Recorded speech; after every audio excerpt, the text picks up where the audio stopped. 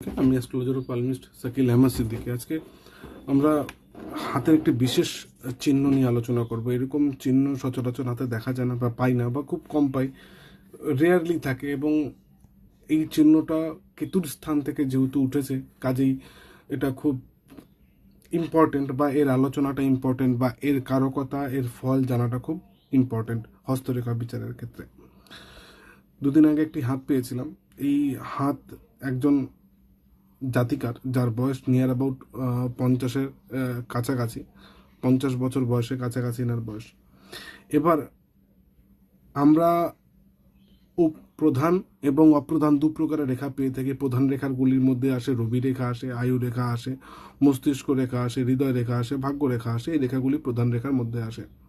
এবং অপ্রধান রেখাগুলির মধ্যে যদি আমরা পাই, তাহলে বিবাহ রেখা পাই, প্রেমের রেখা পাই, রাহু রেখাকে পাই, তারপরে যাত্রা রেখাকে পাই, স্বাস্থ্য রেখাকে পাই, পিতৃরেখাকে পাই, মাতৃরেখাকে পাই, সন্তান রেখাকে পাই, শনি রেখাকে পাই, বৃহস্পতির এখানে কিছু চিহ্ন পাওয়া যায়, সেটাকে ring of Saturn, ring of জুপিটারকে পাই, রিং অফ ভেনাসকে পাই, ঠিক আছে। তারপরে মার্শাল লাইনকে পাই, ইত্যাদি রেখাগুলো আমরা অপ্রধানভাবে পেয়ে থাকি। কিছু ক্ষেত্রে এমন দেখা যায় বা দেখা গেছে যে, বা খুব রেয়ার হয় যে স্বাস্থ্যরেখা, মানে মানে সাধারণত যেটা দেখা যায় যে স্বাস্থ্যরেখা উঠে আমাদের বুধের পর্বতে গেছে, আয়ু রেখার থেকে উঠেছে, হাতের মিডিল থেকে উঠেছে, কিংবা বিভিন্ন যে কোনো স্থান থেকে উঠেছে, গিয়ে এটা আমাদের বুধের পর্বত পর্যন্ত গেছে। এটাকে আমরা স্বাস্থ্যরেখা বা বিজনেস লাইন বা ব্যবসা রেখা বলে থাকি। কিন্তু খুব রেয়ার কেসে এমন দেখা যায় যে কেতুর স্থান থেকে, কেতুর স্থানটা কোনটা আমরা জানি গ্রহদের পর্বতের মধ্যে, এটা বৃহস্পতির স্থান, এটা শনির স্থান, এটা রবির স্থান, এটা বুধের স্থান, এই দুটো মঙ্গলের স্থান, এটা নিউট্রাল মঙ্গলের স্থান, এবং এটা কেতুর স্থান, ঠিক আছে। এটা শুক্রের স্থান, এটা চন্দ্রের স্থান। এবং এই এই এই জায়গাটাকে রাহুর স্থান বলে, এই উপরের অংশটাকে মঙ্গলের স্থান বলে। যাই হোক, তো এটা মাঝখানের অংশটাকে আমরা কেতুর জায়গা পেয়ে গেলাম। এবার এই কেতুর স্থান থেকে রেখা না খুব কম বেরোয়, এই স্থান থেকে রেখা। এবার এই হাতে যেটা দেখা গেছে, বলবো যে জাতিকার মধ্যে সেই গুণগুলো রয়েছে কিনা। এই হাতে যেটা দেখা গেছে, ওনাকে আমি জিজ্ঞেস করেছিলাম যে আপনি ধর্মীয়ভাবে কোথাও যুক্ত আছেন কিনা, বা এমন কিছু যে সংসারের প্রতি তেমন কোনো এনার্জি নেই, বা সংসার ত্যাগের ইচ্ছা আছে, বা সংসার করছেন কিন্তু তার পাশাপাশি ধর্মটাকে, ধর্মীয় স্থানকে, ধর্মীয় কর্মকে, কোনো মন্দিরকে, কোনো মানে এমন জায়গায়, এমন পদে রয়েছেন যেখানে আপনাকে মানে বিশেষ স্থান দেওয়া হয়েছে। তো উনি দীক্ষাগুরু অ্যাকচুয়ালি, যে এই হাতের ছবি যার, তিনি হচ্ছেন দীক্ষাগুরু। তার বয়স মোটামুটি 50-এর কাছাকাছি, এবং তিনি খুব উন্নত উচ্চ পর্যায়ে রয়েছেন এই ধর্মীয় স্থানে।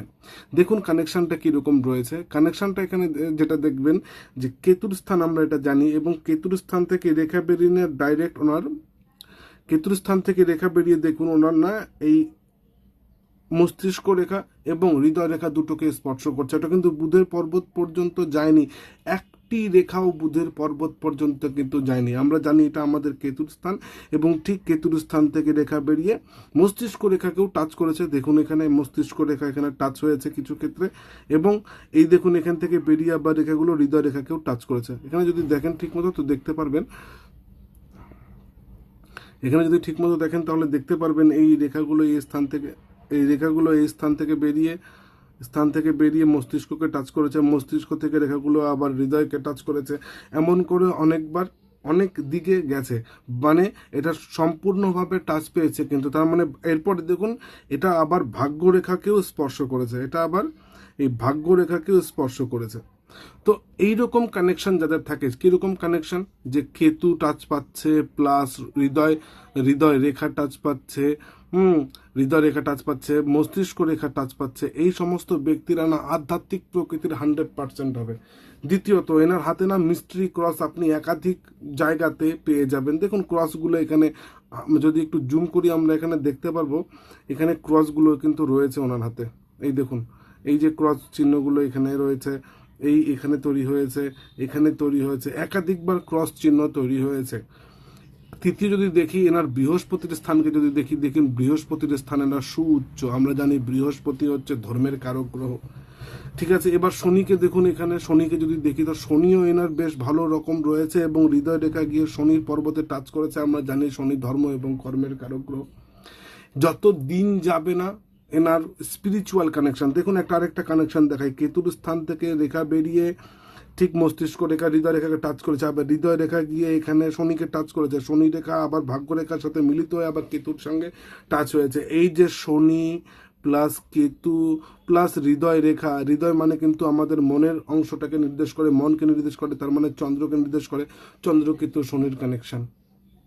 ঠিক আছে, এনার সাথে আমার কালকেই কথা হয়েছে এবং ইনি ভালো রকম ভালো উচ্চ পর্যায়ে রয়েছেন, এনার প্রচণ্ড ডাকনাম আছে এবং ইনি বেশ মানে ওই দীক্ষা গুরু আর কি এনাকে বলতে পারি। এনার যথেষ্ট প্রতিষ্ঠা যশ এবং ওই ক্ষেত্রে এনার যথেষ্ট সম্মান রয়েছে। এবার মঙ্গল কেন গ্রহ মানে ভাব অনেক হাতের রেখা অনেক কিছু বলে দেয়, হাতের গ্রহ অনেক কিছু বলে দেয়, গ্রহের মাউন্টগুলো পর্বতগুলো অনেক কিছু বলে দেয়। দেখুন এখানে মঙ্গল কিন্তু অবভিয়াসলি এখানে দুর্বল রয়েছে। মঙ্গল দুর্বল হলে আপনাকে কখনো এই সংসার সম্পর্ক এগুলোতে না খুব একটা বেশি পাওয়ার খাটাতে দেবে না বা খুব একটা বেশি ভোগ করতে দেবে না।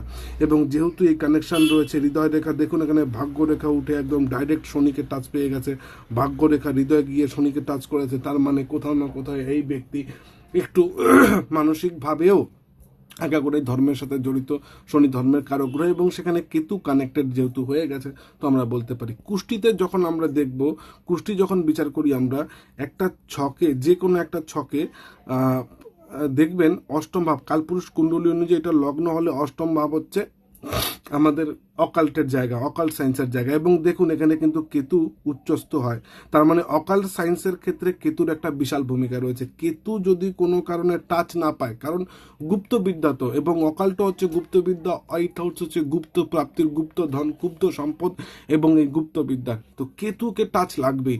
কেতুর টাচ যতক্ষণ না হবে আপনাকে গুপ্ত জায়গায়, যত অ্যাস্ট্রোলজার আছেন, যত তান্ত্রিক আছেন, পুরোহিত আছেন বা এই অকাল্ট সায়েন্সে যারাই যুক্ত আছেন, তারা প্রত্যেকে কিন্তু কেতুর সাথে খুব গভীরভাবে জড়িত এবং কেতু তাদের খুবই স্ট্রং এবং সেই কারণে তাদের সিক্স সেন্সও খুব স্ট্রং হয়।